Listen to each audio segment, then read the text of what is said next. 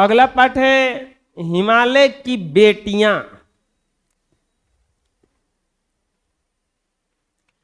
अभी तक मैंने उन्हें दूर से देखा था, बड़ी गंभीर, शांत और अपने आप में खोई हुई लगती थी।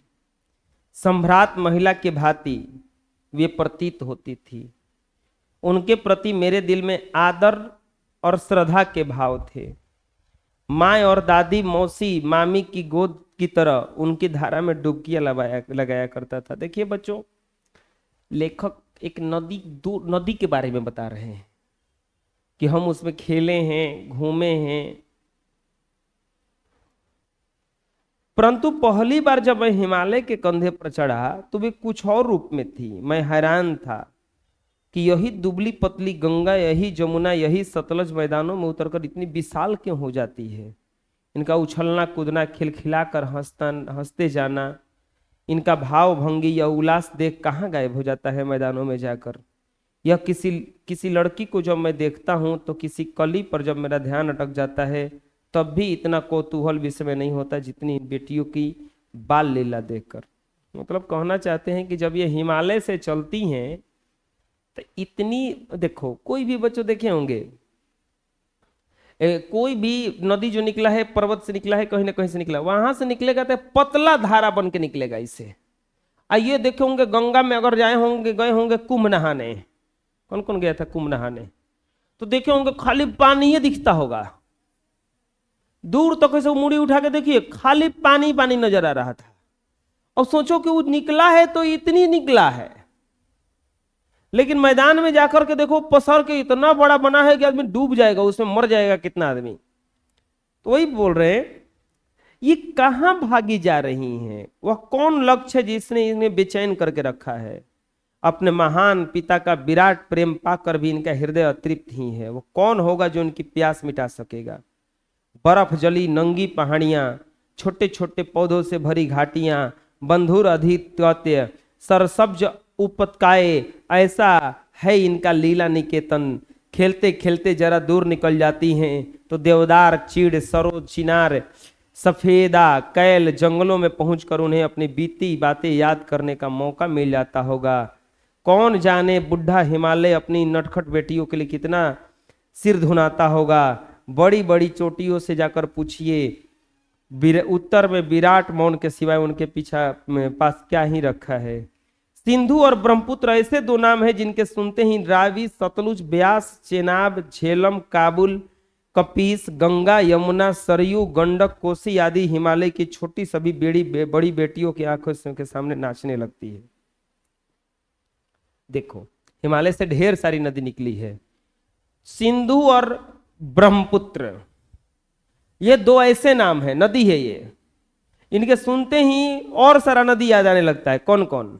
रावी, सतलज, ब्यास, चेनाब, झेलम, काबुल, कपीसा, गंगा, यमुना, सरयू, गंडक और कोसी। अच्छा, हम लोगों के पास भी एक जड़ी में नदी है, कौन है? डिहरी में सोन नदी है। वो कौन सा नदी है? सोन नदी है। ऐसे ही ये सब नदी है। पटना में जो नदी जाती है वो गंगा नदी है। गंगा नदी जो आप लोग नहाने गए थे कुंभ में, वो गंगा यमुना सरस्वती का मेल है वहां पे, इसीलिए संगम कहा गया है, प्रयागराज। वहां पे क्या हुआ है ना, एक जगह जाकर के, कि एक जगह जाकर के गंगा, एक जगह जाकर के जमुना, एक जगह से फिर सरस्वती आके मिल गई है, फिर निकल गई है। इसीलिए वहां पे एक नाम पड़ा नया, प्रयाग। वहीं पे नहाना शुद्ध होता है क्योंकि तीन वो नदी का मिलन है। वो नहीं बुझाया? जैसे चरमोहान होता है ना, कि चरमोहान पे क्या होता है कि चारों तरफ से सड़कें आकर के मिल जाती है। उजा हंसहू सड़क आ रहा है और हंसहू आ रहा है, तो मेल हो गया। फिर इधर जाने वाला भी कहीं जा सकता है, तो वही जे मेल हो जाता है सबका, इसी को प्रयागराज कहा गया। हिमालय की छोटी बड़ी बेटियां आंखों के सामने नाचने लगते। वास्तव में सिंधु और ब्रह्मपुत्र स्वयं में कुछ नहीं है। दयालु हिमालय के पिघले हुए दिल की एक एक बूंद न जाने कब से इकट्ठा होकर ये दो महानदों के रूप में समुद्र की ओर प्रभावित होती। कभी सुने हैं, सोचे आप लोग, ये पानी इतना आता कहां से है? उत्तर में हिमालय है। उत्तर में क्या है? हिमालय की तरफ ही कश्मीर है। कश्मीर में बड़ी ठंडा पड़ता है। वो पता है नदी कहां से आया? कश्मीर में बहुत ठंडा पड़ता है, ठंडा के कारण वहां बर्फ जम जाता है। ठीक, और वही बर्फवा धीरे धीरे धीरे धीरे क्या करता है? पिघलता है, या वही पिघल करके पानी आ जाता है। पता चला? फ्रिज घरे है, फ्रिज में पीछवा देखिएगा पानी भरता होगा, कब देखे तो कटोरी जैसा लगा होगा उसमें, अब पनिया उसमें बटराता होगा, पनिया फेंकना पड़ता है, कब कब कब कब चूने लगता है पनिया वो। तो क्या होता है? फ्रिज में बर्फ जमता है, अब बर्फवा धीरे धीरे क्या करने लगता है? घुलता है। लाइट उठ कटेगा तो घुलेगा, और घुलेगा तो वही पनिया जमा हो जाता है कहां जाकर के? कटोरिया में, वैसे ही निकलता है। जिन्होंने मैदानों में नदियों को देखा होगा उनके ख्याल में शायद ही यह बात आ सके कि बूढ़े हिमालय की गोद में बच्चियां बनकर इन्होंने कैसा खेला होगा। माँ बाप की गोद में नड़ंग धड़ंग होकर खेलने वाली इन बालिकाओं के रूप पहाड़ी आदमियों के लिए आकर्षक भले न हो, लेकिन मुझे तो लुभावना प्रतीत हुआ कि वह रूप हिमालय को ससुर और समुद्र को उसका दामाद कहने में झिझक नहीं होती। कालिदास के बिरही यक्ष ने अपने मेघदूत से कहा, बेत्रवती बेतवा नदी का प्रेम प्रतिपादन करते जाना, तुम्हारी वह प्रेयसी तुम्हें पाकर अवश्य प्रसन्न होगी। यह बात इन चंचल नदियों को देखकर मुझे अचानक याद आ गई और सोचा कि शायद उस महाकवि को भी नदियों का सचेतन रूपक पसंद था। दरअसल जो भी कोई नदियों को पहाड़ी और घाटियों और समतल आंगनों के मैदानों से जुदा जुदा शक्लों में देखेगा, वह इस नतीजे पर पहुंचेगा। काका कालेलकर ने नदियों को लोक माता कहा है, किंतु माता बनने से पहले यदि हम नदियों को बेटियों के रूप में देख ले तो क्या हर्ज है। और थोड़ा आगे चलिए, हम इन्हीं अगर हम प्रेयसी की भावना करें तो कैसा रहेगा। ममता का एक और धागा है जिसे इनके साथ जोड़ सकते हैं। बहन का स्थान कितने कवियों ने नदियों को दिया है।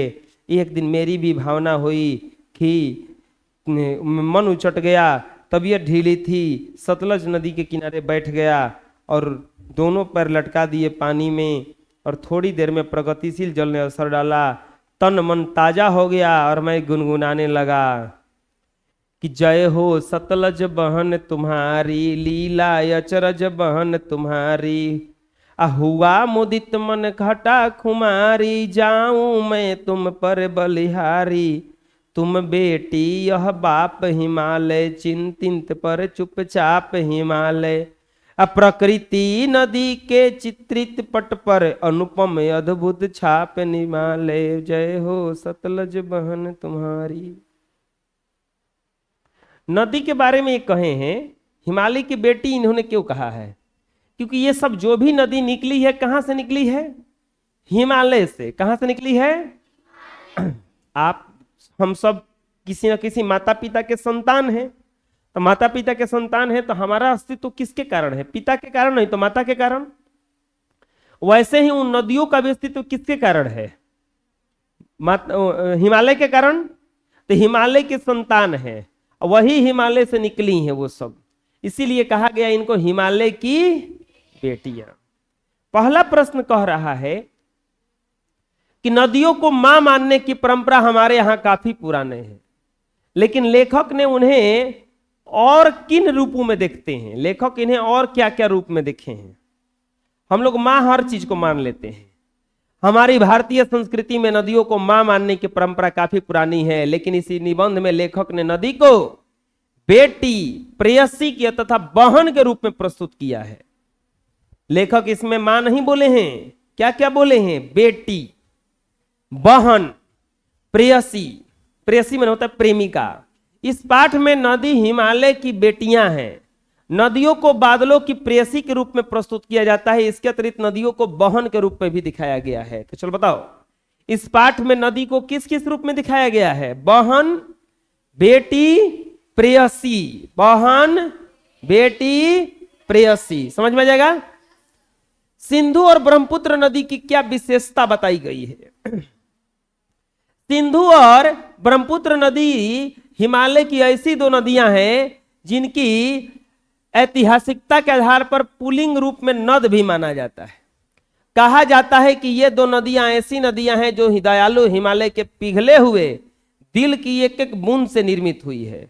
इनका रूप इतना विशाल, विराट और लुभावना है कि सौभाग्यशाली समुद्र भी पर्वतराज हिमालय की इन दो बेटियों का हाथ थामने पर गर्व महसूस करता है। काका कालेलकर ने नदियों को लोक माता क्यों कहा है? काका कालेलकर ने नदियों को लोक माता क्यों कहा है? अच्छा, नदी जो है वो पानी से हर कुछ को सींचती रहती है। अब सोचो दुनिया में से पानी खत्म हो जाए तो कुछ बचेगा? फिर सब खत्म।